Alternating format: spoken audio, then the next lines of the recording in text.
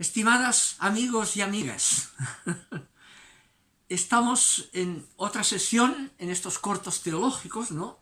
Y hoy, como ya dije el domingo pasado, querría plantear de dónde surge la idea de Dios, algo tan simple y previo como eso, ¿no? Siendo así que a Dios nunca lo ha visto nadie. El mundo es solo mundo al 100%. En la sesión inicial primera que hicimos, vimos ya cómo se pasa de una cultura premoderna de causas sobrenaturales a una cultura moderna que acentúa la autonomía del mundo en el proceso de causas y efectos al 100%. Cómo a partir de ese mundo, que solo es mundo, surge la idea de Dios, que no es mundo. Ese es el tema, ¿no? Hay dos formas de originarse las ideas, ¿no? En toda la historia de la filosofía y de la teología, por tanto. Una es que las ideas serían, o podrían ser, inherentes al ser humano, o ideas innatas. O sea que las ideas vendrían de que tenemos una realidad por dentro, el alma, ¿sí?, que viene ya de Dios mismo, y que ahí están las ideas a partir, digamos, de lo que Dios es y sabe, y que lo llevamos todos dentro porque venimos de Dios.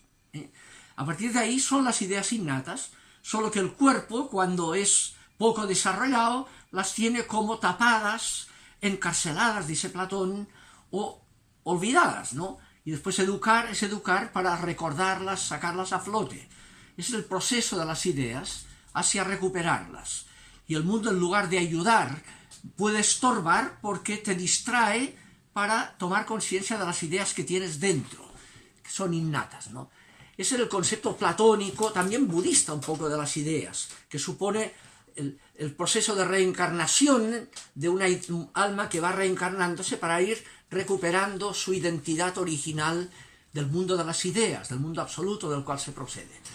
En la modernidad, en cambio, ese punto entró en radical crisis a partir del mismo filósofo Aristóteles, discípulo de Platón, que rechazó que haya ideas innatas.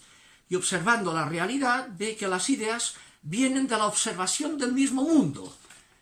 El mundo, ¿a partir de qué? De los sentidos que nos conectan con el mundo. No hay ideas innatas. Todas las ideas vienen de la observación del mundo. Si uno cierra los sentidos, no tendrá absolutamente ninguna idea, ni de Dios, por tanto, ninguna idea, porque no hay ideas innatas. Entonces, ahí viene la pregunta fuerte. En un mundo marcado por las ideas producidas inductivamente desde la observación de la realidad empírica, donde solo hay mundo, ¿de dónde surge la idea de Dios? Que tiene que venir del mundo, no hay ideas innatas, ¿no? Ahí está el tema. Entonces, ¿qué hay en el mundo que pueda suscitar esa idea de Dios razonablemente? El mundo tiene dos tipos de experiencia. Una que son experiencias positivas, y esas experiencias positivas son lo fantástico que es el mundo, lo razonable, lo tremendamente inteligente, infinitamente inteligente que es el mundo, ¿no? Tanto que puede llevar a quien lo observa a postular que tiene que haber una realidad, digamos, que tan inteligente que mira lo inteligente que son los elementos que observo, ¿no? Ese tema, ¿no? Lo que decía Einstein, ¿no? Lo más admirable del universo es que sea pensable. Es decir, que yo pueda descubrir que todo está tan bien pensado sin que nadie se lo haya podido pensar antes que emerja la conciencia. A no ser que alguien se lo haya pensado. Y entonces puedo descubrir posteriormente, a posteriori, lo bien pensado que está. ¿Quién lo habrá pensado tan bien para que podamos descubrir que está tan bien pensado? Ese es el tema. Y ahí surge una posibilidad, una intuición. Tiene que haber un fundamento que explique por qué hay los entes tan infinitamente inteligentes, ¿no?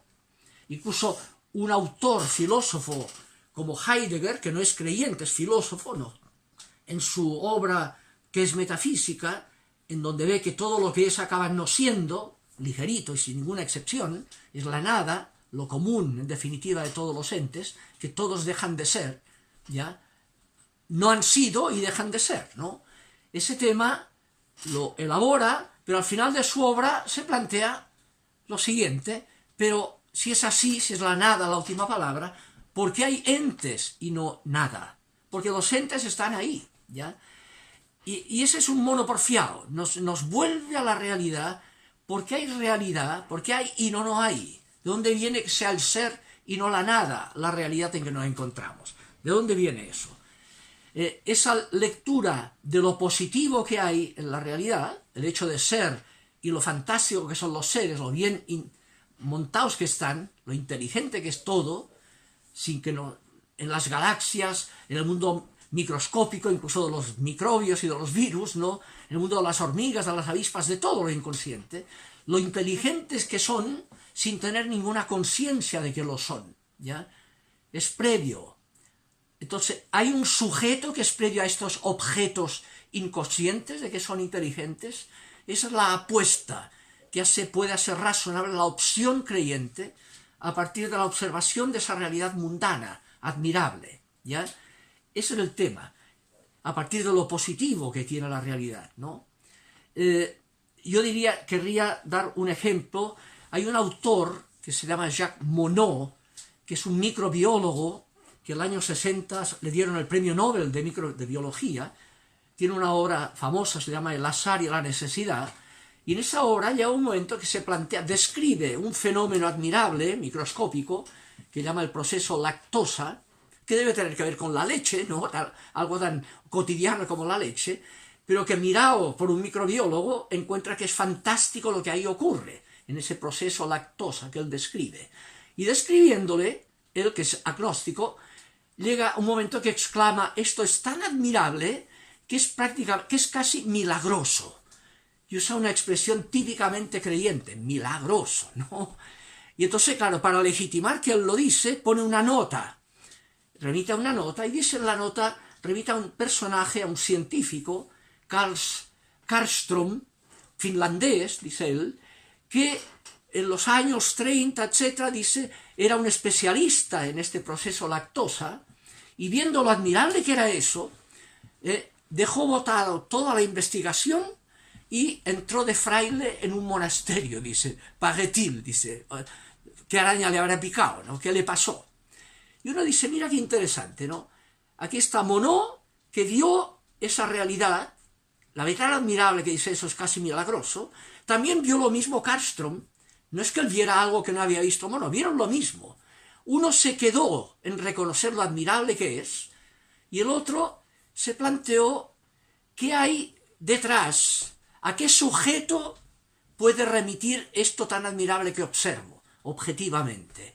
Y se dedicó a buscar relacionarse con ese sujeto, ¿ya? Es la opción creyente. El no quedarse... Hay gente que se queda en la admiración de este mundo, en lo que llamamos el teísmo. Tiene que haber una realidad, un Dios que explica eso, pero ahí se queda. Pero no se plantea cuál es la intención de ese teísmo. ¿Cuál sería o podría ser la intención? Y busca, hay salmos como el Salmo 27 que dirá, de parte tuya me dice el corazón, buscad mi rostro. Busco pues tu rostro, Señor, no me lo ocultes. Es decir, a partir de la misma observación, el sentir la llamada o la búsqueda, la interpelación, a buscar el rostro, digamos, que explica por qué hay mundo y no nada. A relacionarse con eso. Y eso marca la diferencia entre el teísmo y la opción creyente propiamente tal, ¿no? Ahora, el segundo aspecto, a partir del mundo, que explica el surgimiento de la idea de Dios y de esa búsqueda, es aquello que en el mundo hay de malo, la experiencia del problema del mal.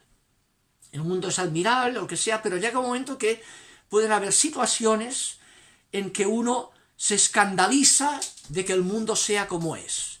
Y ahí viene el problema de Dios de otra forma, que dice, bueno, si hay Dios, es capaz que no merezca mi respeto, porque mira lo que, pudiendo evitar, no lo evita, o mira lo que hace, o da el permiso para que se produzca. El escándalo ante el mal donde más duele, el sufrimiento de los inocentes, ¿no? Ese es el otro aspecto. Ahora, en la tradición creyente, ese problema ha llevado también a intuir, precisamente, a partir de la experiencia del mal, y del mal donde más duele, el sufrimiento de las víctimas, la injusticia, ¿ya? intuir que no puede ser que eso sea la última palabra. La última palabra tiene que ser la justicia. Dios tiene que ser como garante de que la última palabra es la justicia, no la injusticia. ¿Ya? Y ese es el tema que lleva también por ese lado. Por ejemplo, está en la tradición bíblica el libro de Job. El Job, escandalizado de que, en definitiva, en este mundo les va igual a los justos y a los injustos, él dice, no puede ser. Dios tiene que garantizar la justicia. De ahí surgirá la evolución bíblica, tiene que haber resurrección de los justos, porque en este mundo es falso que al justo le va mejor que al injusto, ¿ya? Y al final, en definitiva, en la muerte se empareja todo.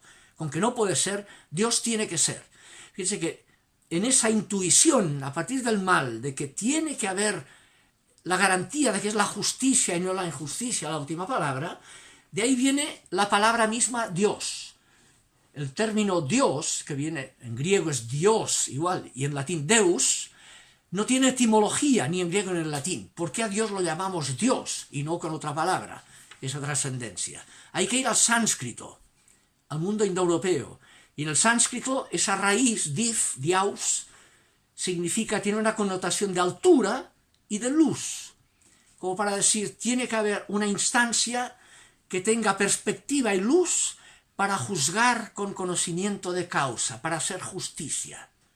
Que no haya dado lo mismo haber sido, como digo a veces, Teresa de Calcuta o la Raquel Argandoña, porque al final habrá dado lo mismo. Que no sea lo mismo. No tiene nada que ver con mandar al infierno a los injustos, eso será otra perspectiva, sino la garantía de que, en definitiva, las víctimas habrán tenido la razón y no los victimarios. Porque la justicia tendrá la última palabra y no la injusticia. Y de ese escándalo del problema del mal puede surgir el ver claro, intuir la opción creyente de que tiene que ser Dios que haga justicia. Ojalá eso sirva. Yo querría, para la próxima semana, querría retomar este tema del problema del mal y profundizarlo en una sesión. Como saben, ese problema es uno de los más gordos que tiene la tradición teológica. Hablaríamos de cómo ubicar el concepto de Dios o la realidad de Dios en esa experiencia en el mundo del mal, donde más duele el sufrimiento del inocente. Eso da para un tema, ¿eh? Lo haríamos el próximo domingo, si Dios quiere, ¿no? Que tengan un buen domingo y cuídense en esta plena pandemia. Ánimo, ánimo.